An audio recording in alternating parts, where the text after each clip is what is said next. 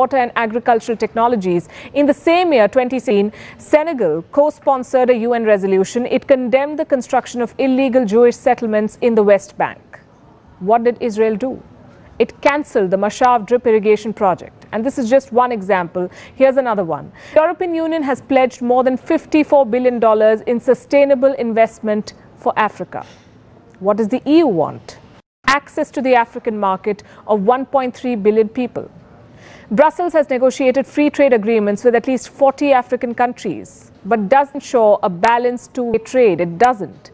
And no country has a bigger interest in Africa than China. China is funding 1 in 5 infrastructure projects in Africa. It is building every third one. Africa has an infrastructure deficit and China has a signed checkbook. Starting 2005, China has invested at least $2 trillion in Africa. It built 6,200 kilometers of railways, including the continent's longest railway line connecting Ethiopia and Djibouti. Beijing has also built the African Union headquarters in Addis Ababa. What does China get in return? A lot. Geopolitical influence to start with. Beijing is selling its culture, its currency. In Guinea-Bissau, exit signs are written in Mandarin. China has established at least 50 Confucius institutes across 33 countries. Several African countries use Chinese currency. China also gets a strategic overseas base. In 2017, China built its first overseas base at the Horn of Africa, Djibouti to be specific. Djibouti connects the Mediterranean Sea to the Indian Ocean via the Suez Canal. The base has the capacity to accommodate 10,000 troops. China also gets a market to dump its goods. China is Africa's largest trading partner. Chinese trade has increased 40-fold in the last 2 decades. At least 10,000 Chinese firms operate in Africa. This is according to a McKinsey study. Africa has resources and China has access. Did you know that a third of China's investments in Africa are in the mining sector? And finally, it gets to debt trap Africa. But here's the thing, China is not the only country investing in the continent. It's not even the biggest. The United States is Africa's largest investor. It accounts for $54 billion of FDI stock. There are 600 American companies operating in South Africa alone. And this, even after the US president called Africa this. For the longest time, Africa was nothing but a war zone for Washington. It has over 7,000 troops deployed in the continent.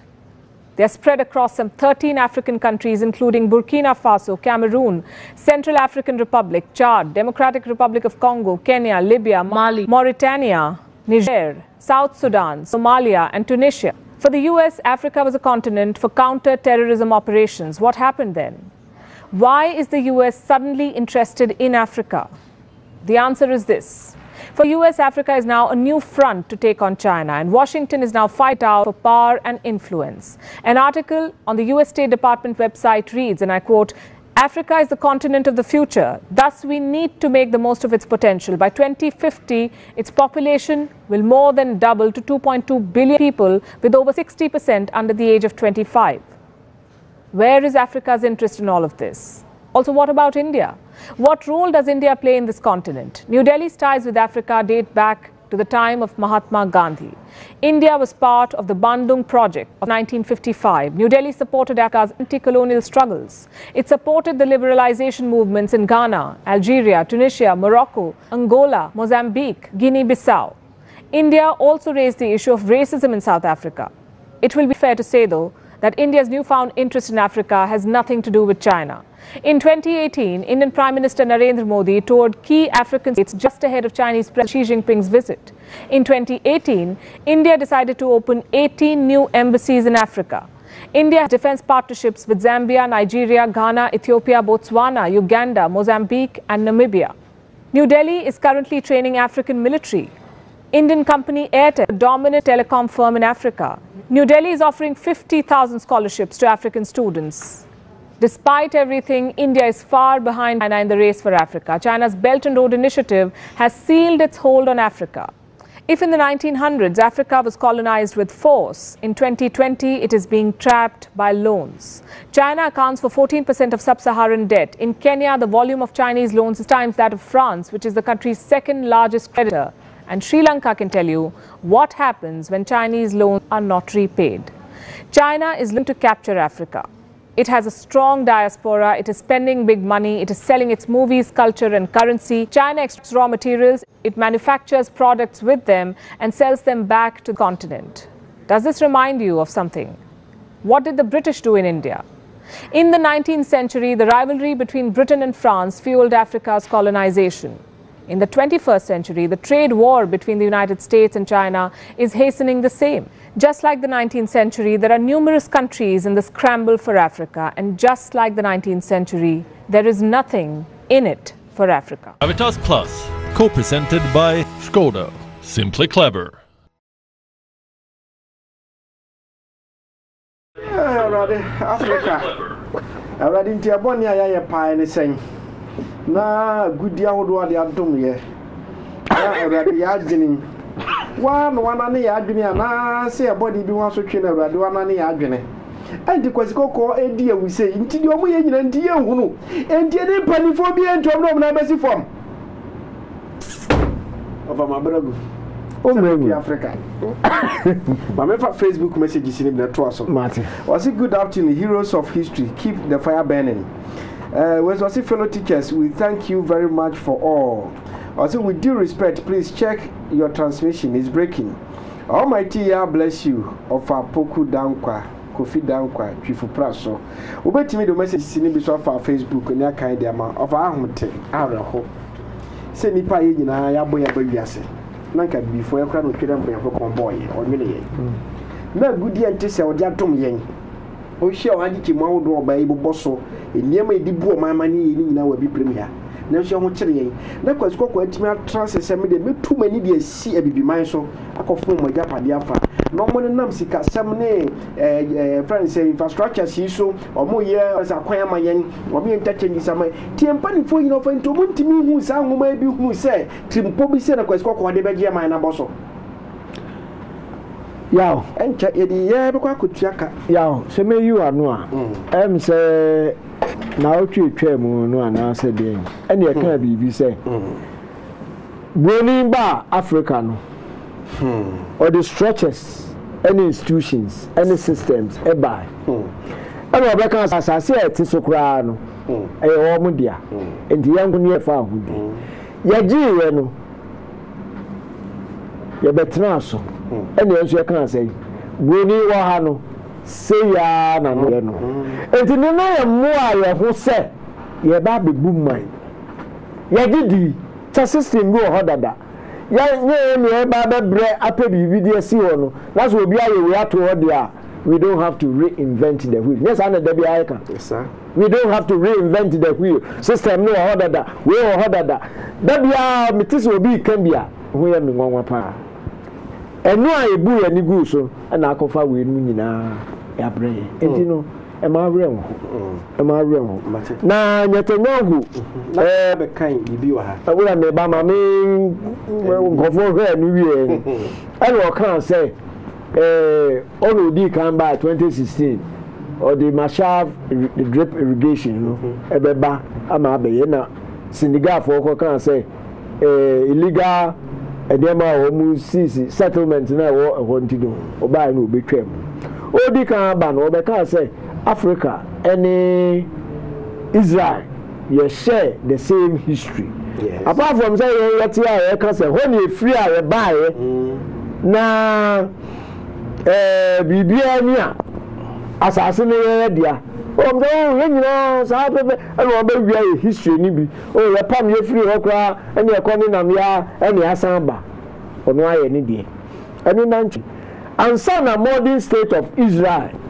Eba Beya Mea Diatum, Amia creating Maka in one of our programs. Say, Krobit is a Haiti, Philippines, Thailand, and Liberia.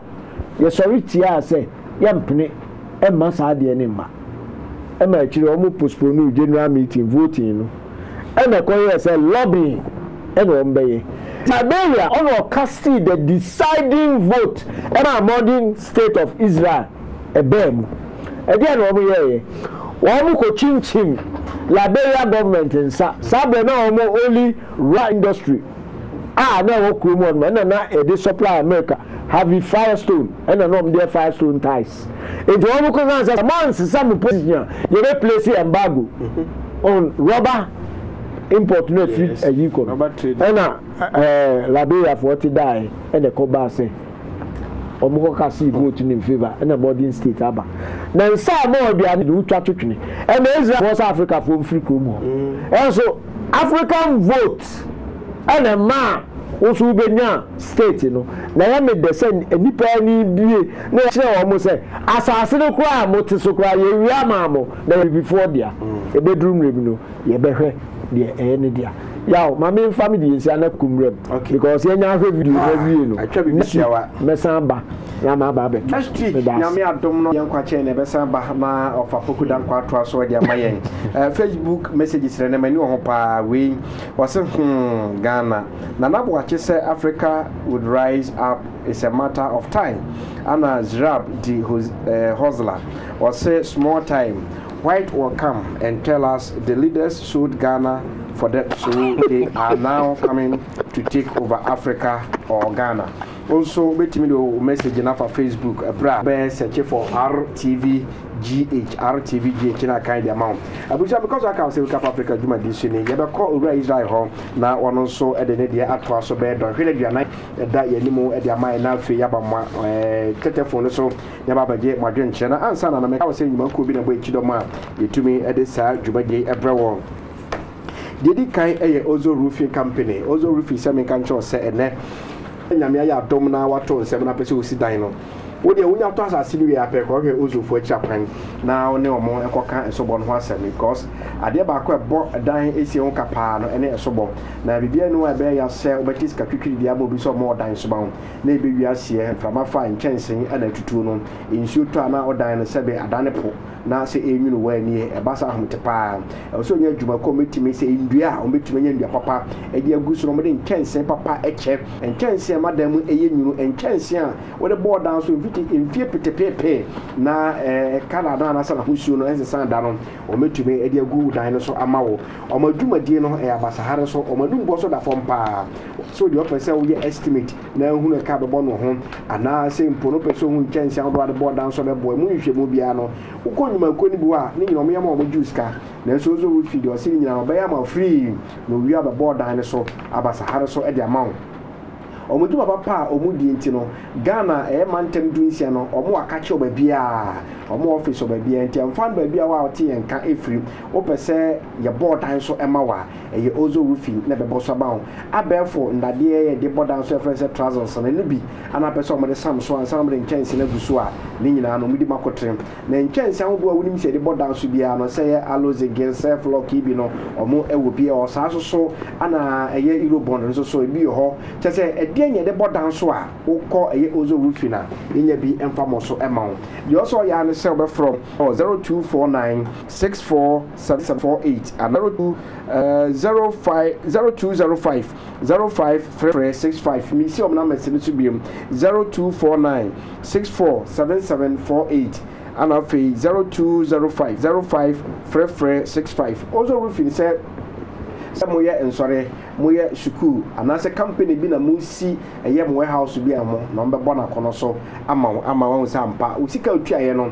wonya so adwuma se de se na efata enko amobi mfa asokwan ena no wakenkyera na nka agya wato edifre Ozo ne no momo ade ni manyina ntimi konkan dwuma ko etoso bi no enso ye ebanage heba na ebanage heba le wona de hepa plus abadwasom empadifo se aduru ebedwowa eya tremape enti hepa plus na ye nka ho asem watia de also ye nse utu anamo na kope bito eye for general well-being eye aduru a ye ntwa se be yare anianom eye aduru asa wonom a ebribia no esiesi onipadua no e boost immune system no obi ho se menyare so mentiapo no we no fo be da so de no aposo ho na nyina ye oya ebi okra na nte kakra bia no ani subiri wa hospital a emfa wo na nte ara ho so ni nyina ne se won sabe tuma ka hepa plus ni wonom asa ho ha ne amani ni nyina ne be ye na ni gidi December ko a wo hepa plus se One more moon being no, and mamma need one dance, say, a man on mamma seminal, it to me con kind. It's a never be a more lucky only per anymore and prepino, and I'm on mamma seven about for one of Pepper Plasana, a dinner negotiation and name at the mount, Jabasa, which me now on us 247, Yamo, Abribia Wago Pramason, Sarah and the master saw Monum Pepper Plasini with the dance, say, if you call how dear a eating in every hot their momo, so man or more menstrual pain, so or more menstrual disorder, the Kakahuni in Ano, or much as someone Pepper Plasana, a few of their momo, or go away, that is no young, there's what consultant temper, one of Pepper Plaza, needing out to make a drone, yes, for general well being. Tiboma de Mansa, to make a Pepper Plus in your brother frame 0542 778572 0542 778572 ofra pen for bajo so na bibia so atumi akoye di amount duma ko to so bi mu no abapamo abapamo se ene yemfa sika nhye kotokum ana yemfa nto e price mi nkodwa so ekoto nyema wota yesa wa hwe asomfo atetawa no mawia wo ni na ne so befa o mobile phone na wakọ Play Store na se App Store ho no ka ko download abapamo mo app ni bi uwia ade bi apese otobia no wankasa tran fi ni mi phone no cheche ni ma pe ni nyina abapamo se ba bia wo bia no o meso e ma ne dese na o mo ade abro na e bi apese oto ade bi fi abapamo na nso sika no enso ko akoma to yem ni nyina ne so be frem pani 4 e wo 0555 557193 0555 557193 o from Wamba Johnson na fi adekora pese oto ni ski kuta wa enso no e ho hyehyɛ bi ono matumi eno waye o se ehun nya se unya smartphone ansana watumi no madigwa okuta yam phone pona obetumi no mo adigwa amana ye enti mobile phone no me se mo number na da TV no so no ana bobo no ena o so ofa na from na fi yaka bia no omo ni di ho nkomo ade bia wo pato no wiase bia no me pacho yenton car spare part ho mankoni gene ni nto se nto bi ho me mo no niema wodo ya Google TV so ahun se bia ba mobile phone na pem entale na pem electrical appliances bi na pem ni nyina no wonsa ebetumi aka bi nyuma ko ni nyuma ko wodo aka no ene bo ichi domo itumi di Wake Up Africa dwumadi ebro ko se da bia ya ba ko wura Israel ho na ya ba nyuma ko wodo aka chi so ya beka ho asem e de akyerɛw wofe yawe ai sengege after hii video isi etiani asore jenge na because nyame ankora wa no akoma obeka asema yenka nya che mpanifo no na me ye kan mpanifo na ya na nye amanyofo nko ana me kan tie mo na nanu mahimfo so ka ho pa ye hwese le chana fo ya tia tisi organa ha etu galamse ya tananu ma yemo nsase so e de pa na nanu ma ya fa ho na isi o mo hihye excavator cd mi hu so ohini bia ba bonte se ade to mo hihye excavator. So the question is, ohene says kabita na de yedan ya yehye no o man pani se ye ko tia galamse ni tuma buyi nso ban na nanu na ke nso mpo no enke hia mu ko mo na mo ko nso ko ya amamra ni amanye de bo kompuntu mo hwa na edi fia ka nso afa mami nkura bi biam na ebra honko na ohene mpensuo opeska ohene na biete ohene suka ohene mpensuo na we gane tete na kasa ni mo ye no ko ha nya manya nka be basa nso no yare ai abosofo na nse omunyina ya mechia ahwefo nyina ahwefo de sofa na bibia obi ahwe bia no ene kasa no ebekofo se nsema oluma ka no na afidie ne haya kakra emse next week no obeka no more o ka sembi o se adai bone be ne yaye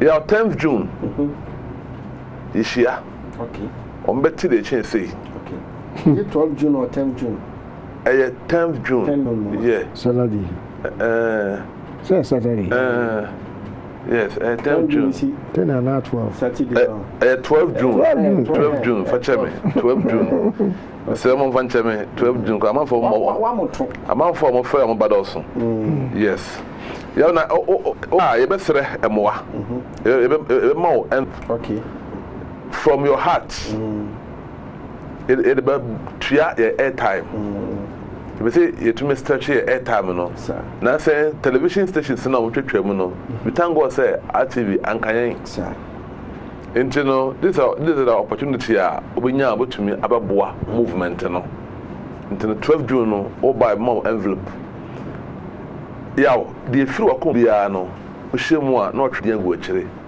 and no telephone number e be jada wase se na be ya program we no be ko so a obi tini fie o na ho afọ e obi kwa posu bi kresu nsema fo e kan no aya re ho sem wa ko tewe wo yenfa ko tin sem we say our mosque and I say yes Dabi nya chinchapo na beti Dabi entino ele omo ba yankopon bo 12 June na no oba pe na mo envelope I will say a Hebrew for anything from your heart no what the chain support yes